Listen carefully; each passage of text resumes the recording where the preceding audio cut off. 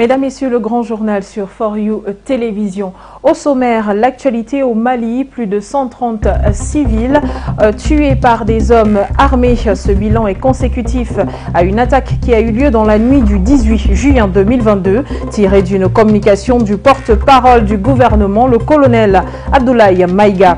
Dialassagou, Diamoueli, Dessagou sont les régions attaquées récemment où la MINUSMA déclare qu'un déploiement rapide pour la protection des civils et la stabilisation de la zone sera effectif. Des détails dans ce journal. Dans l'actualité également de ce grand journal, on parle de crise russo-ukrainienne. Volodymyr Zelensky interpelle l'Union africaine. Le président ukrainien s'est adressé à l'UA le 20 juillet 2022. Dans son propos, la redondance d'une lutte contre la menace de la famine a été constatée, mais également l'interpellation des pays africains concernant les vies encaissées par l'Ukraine depuis février, qui fait observer que le circuit alimentaire va au ralenti. Les pays de l'UA ne se sont pas prononcés sur leur penchant, mais ont réitéré leur respect pour le droit international et la libération du commerce. En sport, tennis, classement WTA, la Tunisienne Ons Jabeur, 3e mondiale, elle réalise une saison extraordinaire en grimpant sur le podium du classement WTA. Elle intègre ainsi le cercle très fermé des tennis women les plus en vue du monde. Sur sa saison, sa carrière, on y revient en fin de ce journal. Mesdames, Messieurs, voilà pour le sommaire. Bienvenue à cette édition d'information sur For You Télévision et démarrons avec l'actualité malienne. Je vous l'annonçais en titre, plus de 130 civils ont été tués dans une nouvelle attaque. C'était le week-end dernier à Dialassagou, dans le nord du pays. Une énième attaque enregistrée qui pousse le pouvoir militaire à décréter 3 jours de deuil national. Reportage Koumabité. Le Mali, une nouvelle fois en deuil. Plus de 130 civils tués dans une attaque des hommes armés au cours du week-end dernier. Des élus locaux, témoins de la scène, affirment que des scènes de massacres systémiques ont été perpétrées par des djihadistes à Galassagou et dans 2 autres localités environnantes du cercle de Bankas, secteur qui est l'un des principaux foyers des attaques dans cette partie du pays. Selon les témoins de la localité, des opérations entre militaires et djihadistes avaient donné lieu à de lourds affrontements, ce qui a permis à ces derniers de revenir en moto pour se venger contre les populations. Ils sont venus, ils ont dit aux gens que vous n'êtes pas des musulmans, en langue peul. Ils ont dit vous n'êtes pas des musulmans.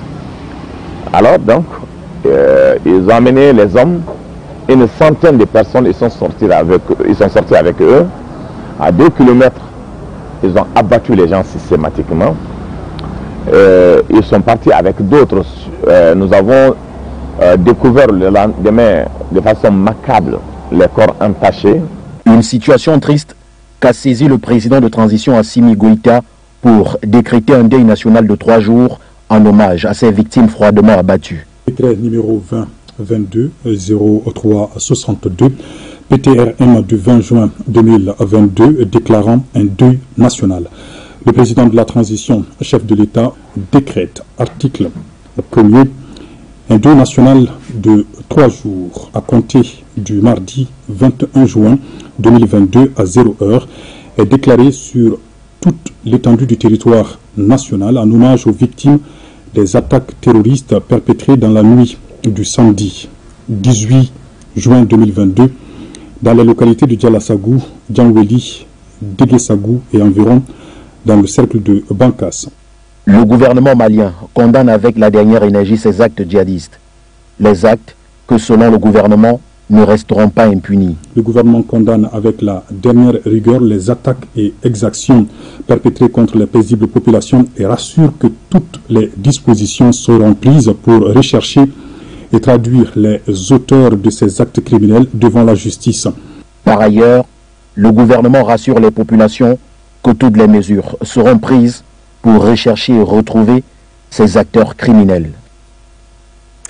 Toujours dans l'actualité malienne, la situation sécuritaire précaire s'enlise dans le pays. Plusieurs zones du pays font l'objet d'attaques terroristes, ce qui pourrait freiner ou mettre à mal la gouvernance du pouvoir de transition en place depuis 2020. Une seule interrogation suscitée, est-ce que ce climat d'insécurité pourrait-il mettre à mal ou alors ébranler le soutien et la confiance du peuple malien au CNT en place? Élément de réponse dans ce reportage. Cela pourrait s'apparenter à une grosse épine dans la chaussure du CNT et qui plus est, une équation difficile à résoudre. Assimi Goïta et son gouvernement tiennent à tout prix à rétablir la sécurité et assainir l'environnement politique au Mali. Seulement, au regard du climat actuel, confiné dans un chassé-croisé entre tentatives de coup d'État, sanctions drastiques infligées par la CEDEAO et l'insécurité dans les zones ciblées par les bandes armées, tout y passe. Un sombre tableau qui amène à s'interroger sur la symbiose autrefois notoire entre le gouvernement militaire et les populations. Pour certains analystes, il n'y a pas à s'inquiéter. La population ne saurait être une menace pour le pouvoir en place, si tant est que le Mali est désormais inscrit dans une logique d'alternance politique. Une des raisons premières, justement, des autorités maliennes, depuis leur arrivée au pouvoir, c'est ramener la paix et la sécurité dans ce pays. Et comparaison n'est pas raison, mais s'il faut prendre le Mali d'aujourd'hui avec le Mali d'hier, on comprend très bien qu'il y a une nette amélioration. Au-delà même de la paix et la sécurité à l'intérieur du pays, mais plus encore avec cette montée en puissance des femmes, les forces armées maliennes, pour justement restaurer l'intégrité du territoire national. C'est un pays qui est justement en train d'ouvrir un pan important de son histoire. Aujourd'hui, je ne pense pas que la population puisse, au travers d'un certain nombre d'éléments et de faits qui se sont passés, retirer ce soutien aux autorités maliennes. Non, je ne pense pas. Faudrait-il le rappeler, depuis 2020, la population a souvent démontré un soutien implacable au CNT, chose que le président Assimi Goïta, comme il le rappelle d'ailleurs lui-même, ne tient pas à trahir. Il a toujours déclaré être au service du peuple. Et c'est ici qu'il faille comprendre la lecture des analystes qui soulignent qu'Assimi Goïta gagnerait à collaborer avec la population. Mais il faut également rappeler que les autorités maliennes doivent, en tout état de cause, continuer à communiquer avec cette population-là. Parce que c'est ça le problème ici. Si dans la gestion, dans le processus qui est engagé aujourd'hui par l'État malien pour justement, au-delà de restaurer l'intégrité du territoire national, mais de gagner la totale souveraineté du pays, si le peuple vraiment ne se sent intégré dans cette dynamique-là, ce qui pour moi aujourd'hui est le cas, mais c'est une construction, c'est-à-dire que permanemment, il faut communiquer sur ce genre de choses. Cette collaboration pourrait-elle rogner les ailes des bandes armées et favoriser un climat d'apaisement au Mali, et ce, pour une organisation des élections? Seul l'avenir nous le dira. Parlons à présent d'accords entre le Congo-Brazzaville et la Libye. Apaiser les tensions entre les deux pays et organiser une conférence de réconciliation nationale. C'est ainsi que le ministre des Affaires étrangères du Congo-Brazzaville a présidé à Tripoli le comité de haut niveau sur la Libye. Emma Mouto nous emmène au cœur du détail. Le ministre des Affaires étrangères du Congo-Brazzaville, Jean-Claude Gakoso, préside le comité de haut niveau pour les discussions sur la Libye. L'objectif de ce rassemblement est de faire diminuer les tensions entre les deux gouvernements rivaux en place dans le pays et organiser une nouvelle conférence de réconciliation préalable aux élections. Au cours de cette mission, la délégation africaine qui compte également dans ses rangs le médiateur mauritanien Mohamed El Hassan Ould Lebat rencontrera ce mardi 21 juin 2022 le président Mohamed El Menfi, ainsi que ses deux vice-présidents, Abdallah Al-Lafi, en charge du dossier de réconciliation, et Moussa El Koni, en charge des élections. Le chef de la diplomatie congolaise indique que cette mission est consécutive aux entretiens qu'il a eus en mai à New York avec le secrétaire général des Nations Unies, Antonio Guterres, qui soutient complètement cette démarche africaine sur la réconciliation. Tourner la page, aller vers le pardon comme en Afrique du Sud. Un entretien est prévu mercredi 22 juin 2022 avec le Premier ministre sortant Abdelhamid Dbeibah, au même moment où Fatou Bachaga, son rival désigné par le Parlement, mais non reconnue par la communauté internationale, sera reçue à Brazzaville par le président Denis Sassou Nguesso. L'Afrique tente depuis 2011 d'apporter une contribution africaine à la résolution du conflit libyen. Elle réclamait un Africain au poste d'envoyé spécial de l'ONU en Libye, mais s'est heurtée à l'opposition de Washington à 2 reprises. Parlons à présent de la conférence Chine Corne de l'Afrique, détentrice d'une base militaire et d'un port en Afrique de l'Est. La Chine propose sa médiation à la Corne de l'Afrique tout en défendant ses intérêts économiques. Des questions qui se débattront pendant 2 jours à Addis Abeba en Éthiopie à la faveur de la première conférence Chine Corne de l'Afrique qui se déroulera qui s'est tenue du 20 au 21 juillet 2022. Reportage Kwetu.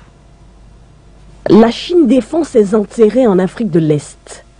Ce lundi 20 juin, à l'ouverture de la première conférence Chine-Corne d'Afrique sur la sécurité, la gouvernance et le développement, qui se tient à Addis Abeba en Éthiopie, l'Empire du Milieu a offert sa médiation pour le règlement des différends dans cette région de l'Afrique en proie à de nombreux conflits localisés en Éthiopie, en Somalie et au Soudan du Sud notamment.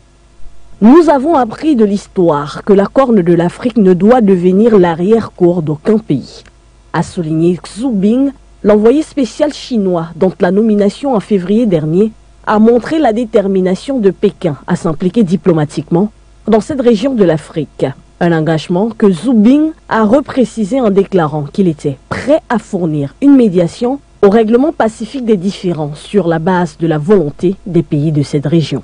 La Chine possède à Djibouti un port et son unique base militaire en Afrique propre à sécuriser ses intérêts économiques dans la région est-africaine, notamment dans les domaines de transport, de l'industrie et de l'énergie. La Chine se dit réfractaire à l'ingérence d'autres pays et de l'abus de sanctions unilatérales dans la Corne de l'Afrique. Une sortie qui rappelle le retrait par les États-Unis en novembre 2021 de l'Éthiopie d'un important accord commercial en raison des atteintes aux droits humains dans le conflit au Tigré. En janvier 2022, le ministre chinois des Affaires étrangères, Wang Ying, en visite à Asmara, en Érythrée, avait exprimé l'opposition de la Chine aux sanctions américaines contre ce petit pays fermé d'Afrique de l'Est. Chine, États-Unis, Corne d'Afrique, un triangle diplomatique qui promet de faire des étincelles.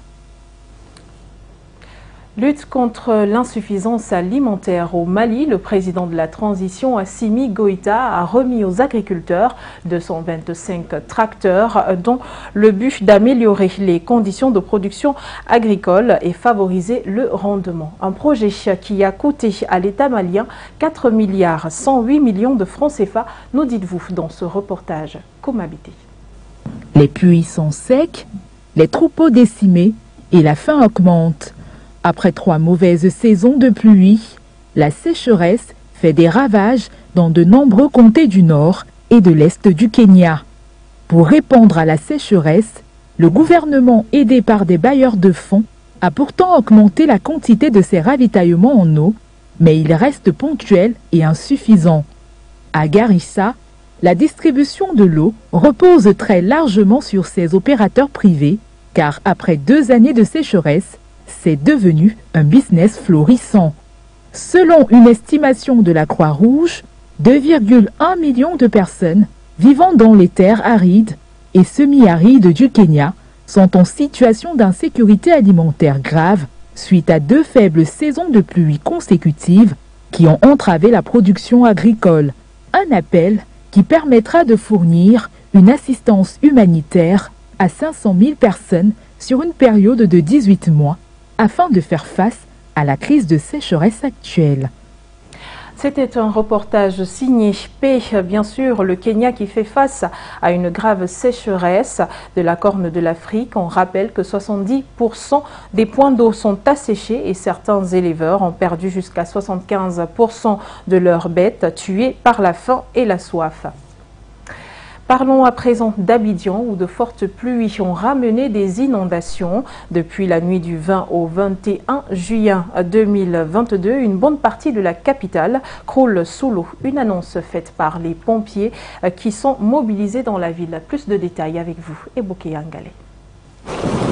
Au moins 5 villes ont été frappées par ces inondations folles, parmi lesquelles Cocody en Gréchu, Yopogon à Bodo-Doumé, selon un bilan provisoire dressé par le groupement des sapeurs-pompiers militaires engagés depuis 3 heures du matin. Ces inondations ont fait 39 victimes, parmi lesquelles 4 enfants décédés. Faudrait-il le rappeler, le gouvernement ivoirien annonçait en fin mai dernier le départ forcé de 4000 ménages de plusieurs communes d'Abidjan en prévision à la saison pluvieuse pour éviter des dégâts dans les zones où il y a des risques d'inondation, d'éboulement ou d'effondrement de terrain. Selon les prévisions météorologiques, la période allant de juin à août 2022 sera couverte par de fortes précipitations pour éviter des pertes en vies humaines et autres dégâts qui pourraient entraîner de grosses pertes. Le ministère de l'Hydraulique, de l'Assainissement et de la Salubrité annonçait également le déguerpissement de 25 000 personnes pour les 6 prochains mois. Rappelons que le scénario de pluie torrentielle suivi d'inondations dévastatrices est récent dans la capitale économique ivoirienne. En juin 2018, 18 personnes étaient mortes à Abidjan après de fortes pluies. Traditionnellement, le mois de juin est le plus pluvieux de l'année dans la capitale économique ivoirienne, avec en moyenne autour de 300 mm de pluie. Visioconférence Zelensky-Union africaine, on en parle dans ce grand journal. Le président ukrainien Volodymyr Zelensky s'est adressé à l'UA le 20 juillet 2022 et son discours était axé sur la résolution de la crise alimentaire et l'interpellation des pays africains face aux sanctions et vices infligées à l'Ukraine depuis la crise en février 2022. Retour sur les grandes lignes de cet échange dans cet élément signé Bala. Enfin, diront certains, au cours de la visioconférence réclamée à plusieurs reprises par la présidence ukrainienne, il s'agissait lundi 20 juin 2022 pour le président Zelensky de défendre sa vision du conflit et des responsabilités dans la crise alimentaire subie par le continent africain. À l'entendre, son allocution avait clairement double objectif: obtenir un soutien diplomatique et politique des dirigeants africains, comme il l'a si bien fait ces derniers mois devant d'autres responsables du monde. Le dirigeant ukrainien a martelé à plusieurs reprises que les conséquences de la guerre sont le fait de la Russie.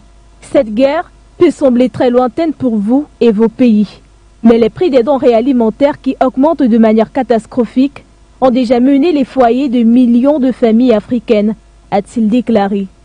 Le niveau injuste des prix alimentaires provoqués par la guerre russe se fait douloureusement sentir sur tout le continent, a déploré le président ukrainien. En effet, une douzaine de pays africains dont le Sénégal dépendent de la Russie et de l'Ukraine pour au moins la moitié de leur importation de blé. Plusieurs pays africains ressentent également les effets combinés du retard des exportations de céréales et de la hausse du prix du carburant. Toutefois, le président Zelensky a indiqué que des négociations étaient en cours pour débloquer des ports ukrainiens où des millions de tonnes de céréales ne peuvent actuellement être exportées vers l'Afrique en raison du blocus de flotte russe en mer Noire. Le président ukrainien a par ailleurs indiqué que l'Ukraine, avec ses partenaires, essaye de construire une nouvelle logistique d'approvisionnement des céréales vers les pays africains et d'autres continents. Les organisations internationales n'étant pas à mesure d'influencer la Russie selon lui pour établir la sécurité alimentaire internationale. Volodymyr Zelensky a dit par ailleurs vouloir intensifier le dialogue avec les États membres de l'Union africaine en nommant prochainement un représentant spécial de l'Ukraine pour l'Afrique. Il a aussi proposé de préparer une grande conférence politique et économique Ukraine-Afrique.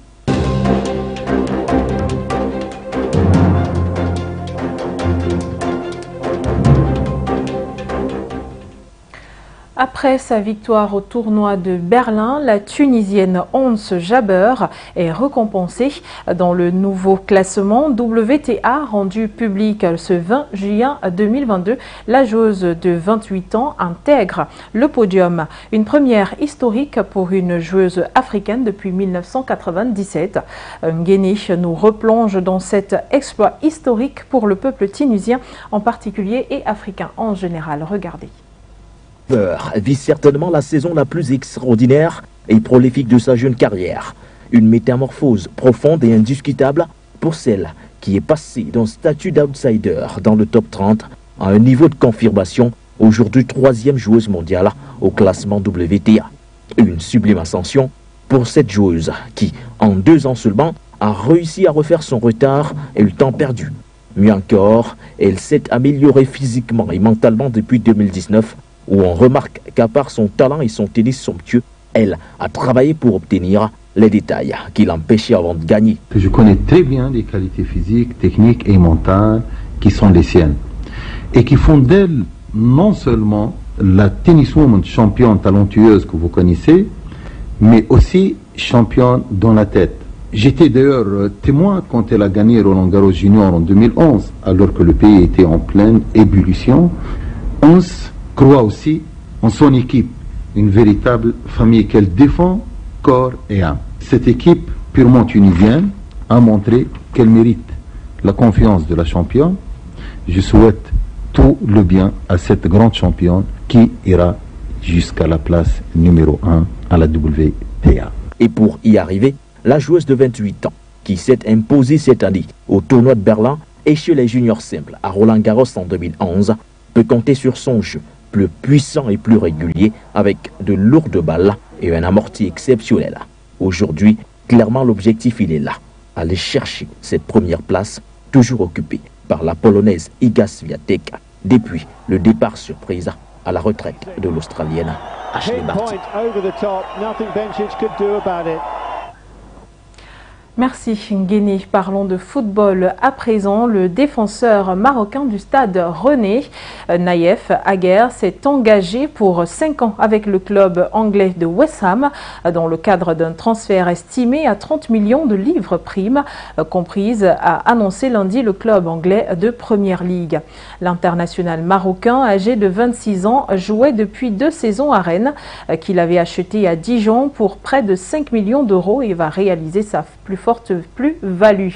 Son contrat avait été prolongé l'été dernier jusqu'en 2025. Et puis restons en Angleterre pour parler du Sénégalais Sadio Mané qui a bel et bien quitté Liverpool afin de signaler au Bayern de Munich. Le club allemand a bouclé l'un des meilleurs transferts de l'histoire du mercato. L'attaquant de 30 s'est rendu en Allemagne ce mardi pour passer la traditionnelle visite médicale.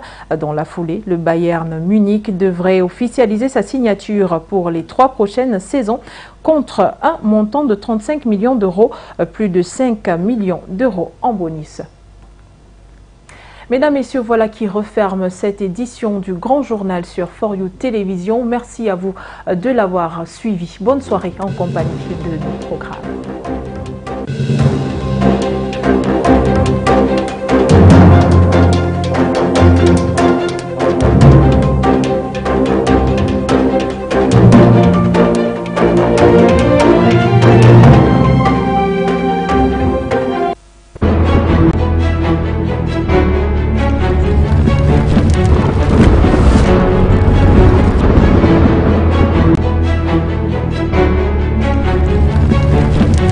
Afin de soutenir le Mali dans la promotion des investisseurs et des capitaux d'investissement africains, l'OPAM, Organisation panafricaniste mondiale, organise du 23 au 25 juin 2022 à Bamako la première édition du Forum